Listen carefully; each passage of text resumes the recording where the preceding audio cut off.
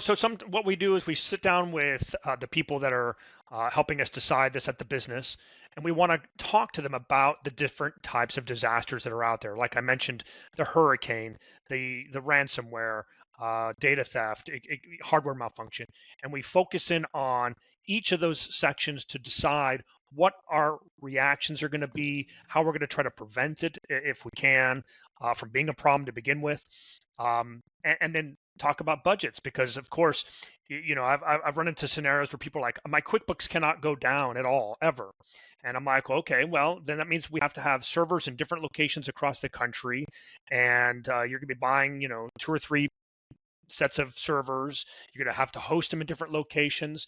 And then, of course, they tell me, oh, that's going to be too expensive. And I said, okay, well, then we have to back it down and change the solution a little bit. Maybe we talk about having just an offline backup somewhere that can be easily restored in a short amount of time. And maybe that's an acceptable solution. So it really just comes down to the factors that the business wants to be able to afford, what is comfortable from a downtime point of view and whatnot. And then we can really start honing in on those different solution types that we want to go with.